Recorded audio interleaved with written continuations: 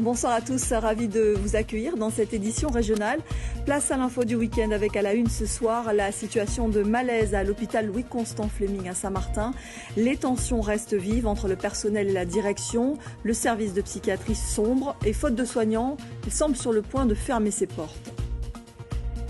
Végétaliser les abords des axes routiers, ce projet a permis de restaurer des écosystèmes favorables donc à la biodiversité. Le projet lancé par la région concerne plusieurs portions de route, comme à Dotémar, aux Abîmes, vous le verrez. Le Traditour, c'est parti à la veille de la première étape entre Dé et Sainte-Rose. Les équipages achèvent leur préparation.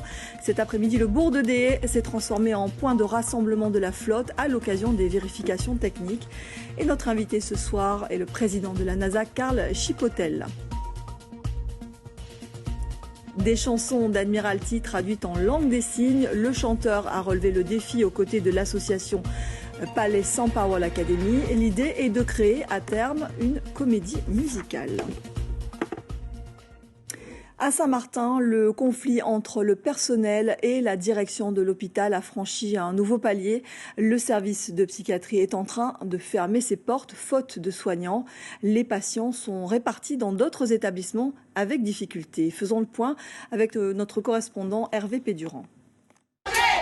Après la colère des sages-femmes, aujourd'hui c'est tout un service, la psychiatrie, qui doit fermer ses portes. La totalité des effectifs, une quinzaine, exercerait son droit de retrait depuis une nouvelle agression de plusieurs agents par un patient. La mise en place du plan blanc pour obtenir du personnel d'autres établissements des Antilles-Guyane n'a pas eu de succès. Ce sont les patients du service psy qui doivent finalement être redirigés ailleurs, là aussi avec difficulté puisque le patient agresseur serait indésirable. Une situation dont la responsabilité incombe uniquement à la direction selon les syndicats. Pour cet élu qui a saisi le ministre de la Santé, ce ne sont pas les seuls problèmes à l'hôpital. Nous nous retrouvons aujourd'hui avec un plan blanc.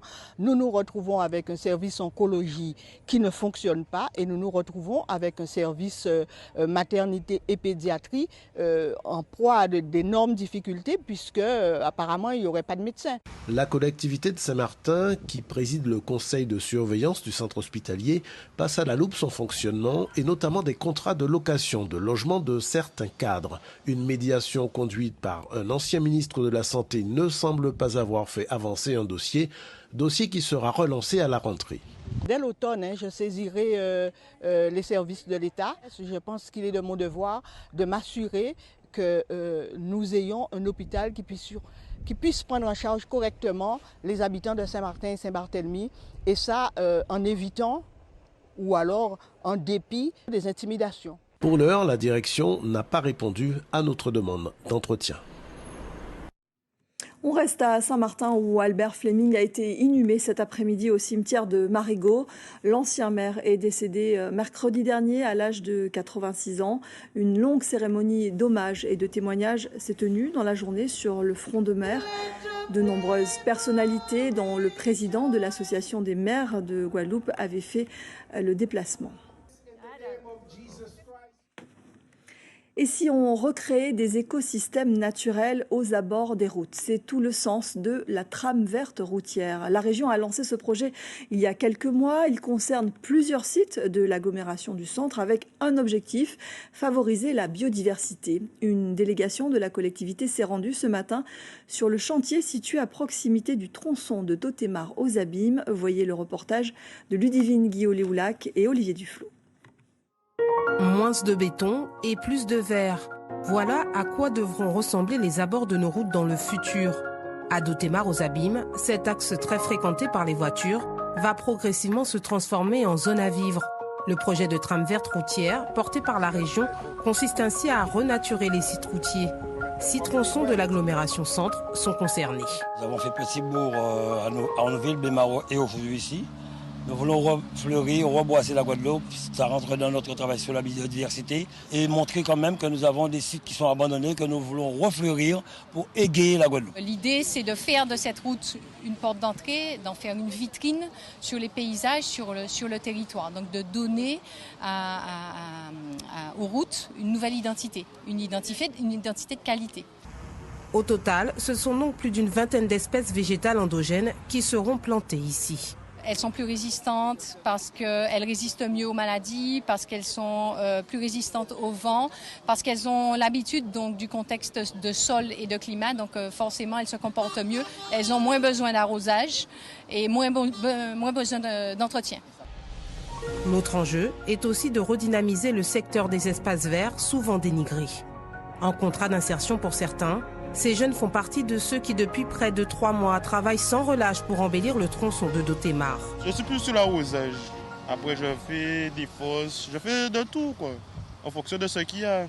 On est organisé, il y a des équipes de plantation, il y a des équipes qui préparent le sol, on fait des trous. Le projet Rame verte routière concerne pour l'heure 6 tronçons, mais il devrait à long terme s'étendre sur l'ensemble du territoire. Quoi de mieux après une année scolaire que d'être récompensé pour son travail et pour sa réussite? Les meilleurs élèves de la filière logistique et organisation du transport des marchandises du lycée de Port-Louis ont été honorés aujourd'hui. 3 jeunes ont reçu une enveloppe de 400 et 500 euros. Jordan Setol a reçu le premier prix et grâce à la société SIFA, il va pouvoir partir en France hexagonale avant d'être ensuite intégré à l'entreprise à son retour. L'ordination du nouvel évêque Philippe Guiougou sera célébrée ce dimanche. Parmi les nombreuses délégations attendues, celle de la paroisse de Saint-Denis en région parisienne où il a exercé en tant que prêtre et vicaire. Des fidèles heureux et très enthousiastes à l'idée de participer à l'ordination de ce Guadeloupéen qui a été près de 20 ans à leur côté. Voyez le reportage de Michael Bastide et Christian Danquin. À la salle paroissiale de l'église Saint-Philippe et Saint-Jacques à Petit-Canal, une partie de la délégation venue de Saint-Denis en région parisienne se rappelle les bons moments passés avec le père Philippe. Malgré une pointe de tristesse, ils sont très heureux. Leur ancien vicaire épiscopal sera ordonné évêque en Guadeloupe. Parce qu'il était inconcevable pour nous de laisser Père Philippe devenir évêque de la Guadeloupe sans l'accompagner en tout cas. Jusque-là, lui témoigner de tout notre amour, de notre amitié et puis de le soutenir dans cette nouvelle mission que le Seigneur lui a confiée. Vincent et sa femme ont voyagé depuis le Cameroun. C'est au nom de leur amitié qu'ils ont fait le déplacement. C'est quelqu'un de sincère et de vrai, en premier, et qui prend totalement à cœur les amitiés et les gens. Il a une grande empathie et du coup il a marqué notre vie, il a marqué la vie de mon épouse et moi-même. Nous le recevions à la maison à l'époque quand il a commencé à être vicaire épiscopal au niveau du diocèse. On partageait plein de choses ensemble, on continue de partager des choses ensemble. C'est quelqu'un de profond et je pense que la Guadeloupe bénéficiera beaucoup de ce monsieur-là, de cet évêque, qui est quelqu'un d'empathique, qui est tourné vers les autres et qui a envie de servir les autres. Le père Collignon, le nouveau vicaire général du diocèse de Saint-Denis, a rencontré Philippe Guiougou lors de son entrée au séminaire. J'étais son curé, donc je peux dire que je l'ai un petit peu formé. Il est devenu, je l'ai un peu aidé à être le prêtre qu'il est maintenant. Et puis je ne me voyais pas, dès que j'ai su qu'il allait être ordonné en Guadeloupe, voilà, j'ai pris mon billet. D'autres membres de la délégation continuent d'arriver en Guadeloupe. Pour rien au monde, ils n'auraient raté l'ordination ce dimanche du nouvel évêque du diocèse de Basse-Terre et de Pointe-à-Pitre.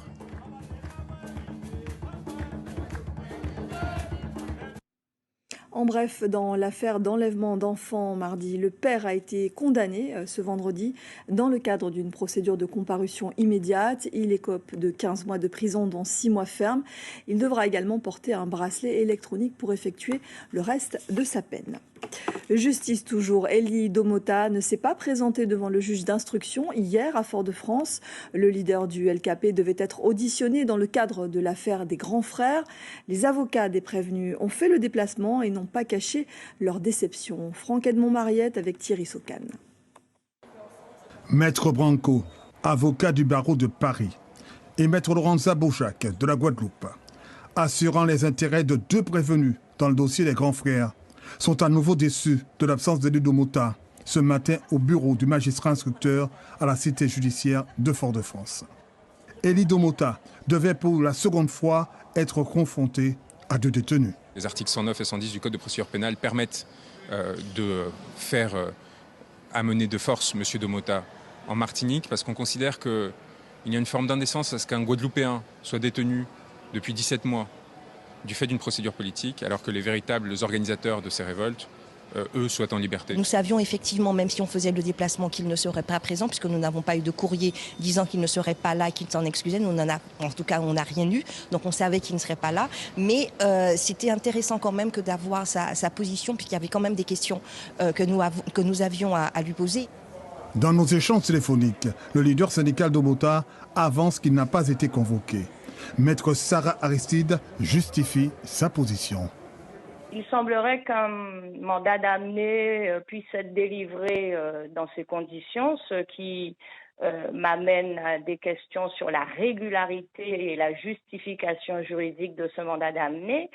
Et ces deux personnes sont détenues, l'une pour autre cause, pour trafic de stupéfiants, et l'autre étant policier a certainement d'autres motifs d'être incarcéré. Et je crois qu'il appartient à leur défense de procéder de façon introspective et personnelle pour s'assurer de l'efficacité de leur défense.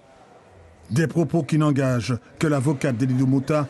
En revanche, la sœur du prévenu Dufour se pose, elle, bien des questions. On a l'impression qu'il y a des gens qui sont protégés, qui ont plus de possibilités, et ça me pousse à interroger, est-ce que, encore une fois, on a des Guadeloupéens de première et de seconde zone? Tous les prévenus bénéficient pour le moment de la présomption d'innocence. À ce stade de la procédure, le mandat d'amener contre Edomota sera-t-il exécuté ou pas? En Haïti, ce vendredi a été déclaré journée de deuil national pour marquer le 2e anniversaire de la mort du président Jovenel Moïse. Ce matin, le Premier ministre Ariel Henry a présidé une cérémonie de commémoration à Port-au-Prince. 1 minute de silence a été observée.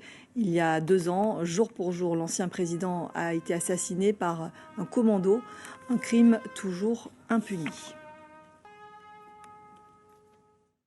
Allez, on hisse les voiles pour quelques jours. La Guadeloupe la première, va vous faire vivre le Traditour.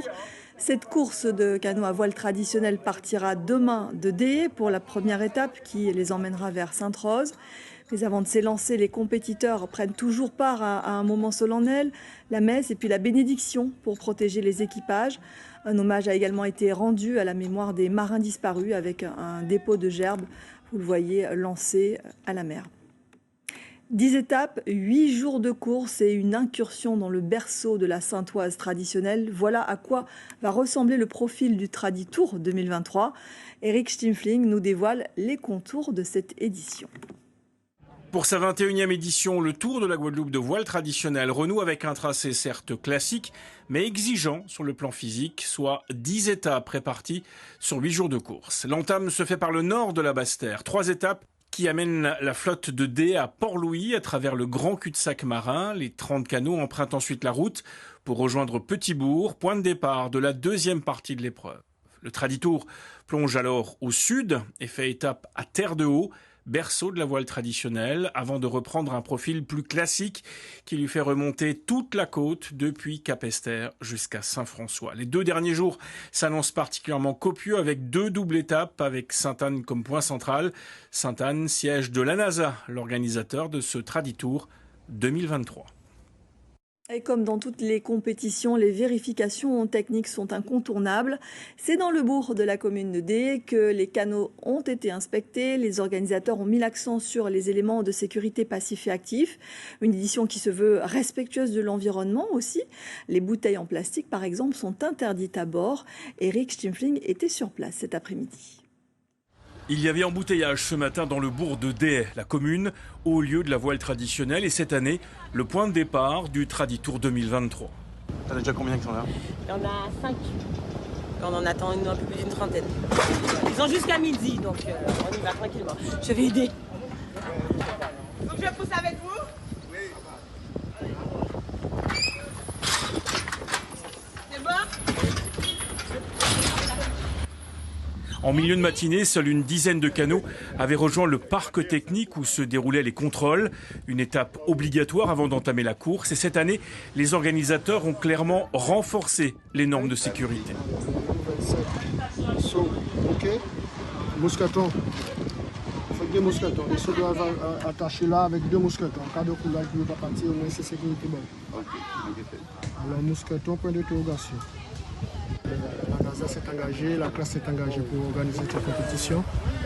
Amusement, compétition, mais sécurité d'abord.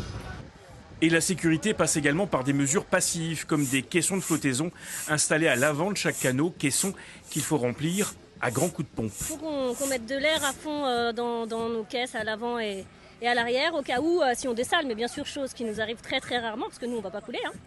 Ah non, cette année, ça va pas rigoler. Hein. L'objectif, c'est quand même de finir première encore féminin, parce qu'on a un titre à garder, et de laisser pas mal de bateaux masculins derrière nous. Je pense qu'ils commencent à avoir peur. Cette année, le Traditour se veut également davantage respectueux de l'environnement. Les bouteilles en plastique sont désormais bannies durant la course. On a demandé à tous les canots d'avoir des filets pour pouvoir ne rien jeter à la mer. Et il n'y aura pas de bouteilles en plastique, ce sera des camelbacks offerts par la biodiversité. Donc normalement, ça doit se passer bien. Alors rendez-vous demain à Déhay à 9h pour le départ de la première des 10 étapes du Traditour 2023. Un Traditour qui innove, on va y revenir dans quelques instants. Karl Chipotel est notre invité. Bonsoir, merci d'être avec nous. Bonsoir. Vous êtes le président de la NASA, donc l'organisateur. Un combo sport et fête, c'est ce que ce Traditour aspire à offrir. La compétition, c'est bien sûr quelque chose de très sérieux, mais ce qu'il y a autour, et notamment le lien avec le public, ce qui se passe sur les plages, ça l'est presque tout autant pour vous? Oui, parfaitement. Évidemment, c'est d'abord une course, une compétition sportive relevée dorénavant, avec des ambitions revues à la hausse depuis la période Covid qu'on a connue. D'ailleurs, on en avait profité pour upgrader, augmenter la dimension athlétique avec des courses beaucoup plus longues. On retrouve un format normal, mais le Traditour pour nous aussi, c'est surtout un moyen d'éveiller les consciences des Guadeloupéens autour des enjeux maritimes, nautiques et littoraux. Alors, on l'a vu dans le reportage, parmi les nouveautés, il y a cette volonté d'inscrire le Traditour dans une démarche éco-responsable. Cette dimension devient incontournable désormais. Oui, parmi les sujets que l'on traite, il y a la dimension éco-responsabilité. Faire en sorte que nous soyons les ambassadeurs de la mer pour faire comprendre aux Guadeloupéens qu'il s'agit de protéger un milieu qui est dorénavant très vulnérable, avec les bonnes pratiques. Et donc donner l'exemple. L'exemple en ne portant plus à la mer des éléments plastiques non biodégradables, avec la mise à disposition avec des partenaires comme l'Agence de la biodiversité ou le Parc national, en mettant à disposition donc des camelbags. Ce sont en fait des contenants qui permettent de s'hydrater en mer avec des petites sacoches suspendues dans le dos. Et tout le monde adhère, tous les compétiteurs adhèrent à ce camelbag parce que ça change les habitudes finalement. Franchement, ils adhèrent. De toute façon, j'ai presque envie de dire qu'on n'a pas le choix. Voilà. Et puis il y a aussi la dimension festive dans la distribution des repas, où depuis tantôt on avait initié une opération Cuit, Tradi-Cuit, où on a donné des cuits, où on demande dorénavant que la distribution alimentaire ne se fasse que par l'intermédiaire de ces productions locales, rendant encore plus vertueuse notre manifestation face aux enjeux qui sont là devant nous. Alors un Traditour qui se féminise aussi, et on voit qu'elles ont la niaque, les femmes sur ce Traditour. Les anciens le voient plutôt d'un bon œil. Comment est-ce perçu dans le milieu de la voile traditionnelle? Plutôt bien, même très bien. On a eu à cœur d'accueillir les toutes pionnière dans le domaine avec un équipage exclusivement féminin autour de Tibijou. Et puis là c'est 4 équipages féminins. Donc, et de plus en plus aussi de femmes dans les équipages dits mixtes. Donc oui, on se réjouit de cette présence féminine qu'on encourage par ailleurs, parce que dorénavant on fait une extraction dans le classement, d'un classement à part entière, un classement féminin. Et c'était dit tout à l'heure, elles ont à cœur de le remporter, ce classement féminin, mais en laissant le maximum aussi d'équipages mixtes ou masculins derrière. Donc oui, on se réjouit de cette féminisation. De façon générale, on se réjouit d'une popularisation de la manifestation avec toutes les composantes de la société. Est-ce que vous rêvez d'un Traditour façon Tour d'Aïol en Martinique avec la même liesse, la même envergure, le même engouement? Et pour ça, que faudrait-il selon vous? Oui, on rêve d'une manifestation populaire et, au service de la Guadeloupe pour justement rapprocher, ou en tout cas changer ce rapport à la mer qui est parfois très compliqué, où il s'agit dorénavant de le changer pour embrasser les enjeux, je le disais, économiques, sociaux de ce territoire-là. Avoir une manifestation populaire, c'est donc l'objectif, mais pas n'importe quel prix. pas au prix de certain nombre de dérives que l'on constate, il faut bien l'avouer, parfois dans de grandes manifestations, avec, je le disais, de bonnes pratiques, des pratiques qui permettent donc de s'approprier un environnement avec, avec tout le bon comportement qu'il faut y associer. Merci beaucoup Karl Chipotel d'être venu ce soir pour nous parler de ce Traditour qui commence véritablement demain. Et puis Guadeloupe la première, bien sûr, on va suivre tout ça avec Carnet de bord et toutes nos équipes, que ce soit en radio, en télé et sur Internet. Merci d'être venu ce soir. En bref, le préfet de région a pris la décision de prolonger l'arrêté d'interdiction des boat parties non déclarées sur l'ensemble du littoral de la Guadeloupe. Une interdiction valable tous les jours jusqu'au 14 juillet. Il a accepté de relever le défi, signer ses chansons. Admiralty participe au projet de l'association Palais sans parole Academy qui, en traduisant les titres de l'artiste en langue des signes, espère bien monter une comédie musicale. Admiralty est allé à la rencontre de ces jeunes. Le reportage de Thierry Philippe. Apprendre la langue des signes avec comme support les chansons d'Admiralty, notamment en créole. Un bonheur pour les jeunes ravis de rencontrer le chanteur à l'auditorium et partager avec lui. Félicitations à l'association Palais sans parole, vraiment, parce que c'est un très bon boulot. Et puis, je vois que ce qui est intéressant, c'est que ce sont des enfants qui, eux, n'ont pas spécialement de problème de parole ou quoi que ce soit, qui veulent apprendre le langage des signes. Et ça, je trouve ça vraiment bien. Donc, franchement, on va travailler ensemble, je leur disais, on va travailler ensemble. Et puis, ce sera avec plaisir. Ils m'ont demandé à être parrain aussi de l'association, donc j'ai dit que ce sera avec plaisir et puis on va faire des choses ensemble. C'est l'association Palais sans parole Academy qui est à l'origine de cette rencontre. Dans le cadre de notre association, on valorise la langue des signes. Et on a mis en place un concept qui est le chant signé. Et le but du chant signé, en fait, c'est de mettre en lumière les signes de la langue des signes, en fait. Il faut rendre accessible la langue des signes pour les sourds et malentendants. La traduction des paroles des chansons en langue des signes, un concept original en plein essor. L'association espère, grâce à la notoriété d'Admiralty, pouvoir aller vers de nombreux artistes afin de rendre encore plus accessible le chant aux sourds et malentendants. Dans un autre registre musical, l'Opéra national de Bordeaux propose sa dernière séquence lyrique de la saison avec 3 représentations du plus jazzy des opéras, Porgy and Bess de George Gershwin dans une version jazz club. Et en tête d'affiche, on trouve pas moins de 4 chanteurs et chanteuses issus des territoires d'outre-mer. Alban Lucien avec Massim Bulgarelli.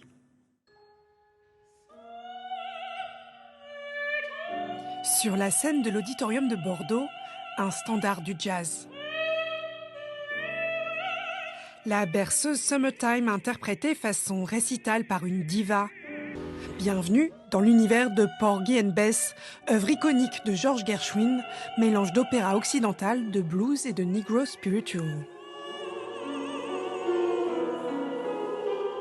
Il est assez unique cet opéra parce qu'il a été composé dans l'idée que ce soit fait vraiment par des chanteurs noirs. Et aussi pour raconter l'histoire de chanteurs noirs. Donc moi, en tant que chanteuse noire, forcément, ça me touche particulièrement. Sur les planches se retrouvent ainsi 4 chanteuses et chanteurs originaires des Outre-mer, solistes dans une adaptation scénique de cet opéra emblématique, composé 70 ans après l'abolition de l'esclavage aux États-Unis. Gershwin a décidé que de son vivant et après sa mort, cet opéra serait absolument chanté par des chanteurs noirs. Je pense que Gershwin a voulu qu'on n'oublie pas que ça existait et qu'on n'oublie pas qu'en réalité, chacun a sa place sur la scène. Un club de jazz dans les années 50 remplace ici les bidonvilles de Charleston, en Caroline du Sud, 20 ans plus tôt. Toile de fond de l'histoire d'amour entre Bess et Porgy, estropié noir américain. Ce que je préfère, c'est l'acting, je ne sais pas comment on dirait en français, mais le jeu d'acteur. Et en fait, ce qui est bien avec cet opéra Porgy et d'avoir en premier rôle, c'est qu'on a aussi beaucoup de matière, ce qui n'est pas souvent le cas pour les voix graves.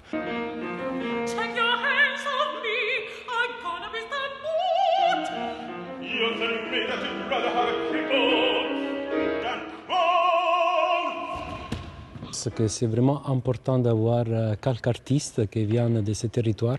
Je pense que peut donner À l'intérieur de l'Europe, pas seulement la France, on a envie de faire un enthousiasme que nous avons un peu perdu. On est avant tout des chanteurs et le côté origine commune nous soude un peu, mais ce qui nous soude vraiment, c'est la partition qu'on chante tous ensemble. On a arrangé après pour le final, c'est super.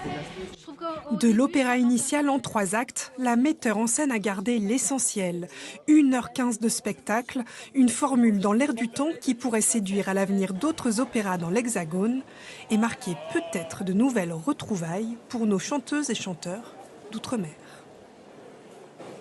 Avant de se quitter, je vous rappelle l'une des principales informations de ce journal, c'est cette situation de malaise à l'hôpital Louis-Constant Fleming à Saint-Martin. Les tensions restent vives entre le personnel et la direction et le service de psychiatrie sombre, faute de soignants. Il est sur le point de fermer ses portes. Avant de refermer totalement ce journal, nous vous adressons nos remerciements pour votre fidélité à nos rendez-vous d'information. En Guadeloupe, la première demeure leader en télé selon la dernière vague de sondage Médiamétrie. Dans un contexte difficile pour les médias traditionnels, la radio de la première se maintient comme un support de référence dans l'archipel. Merci de votre confiance.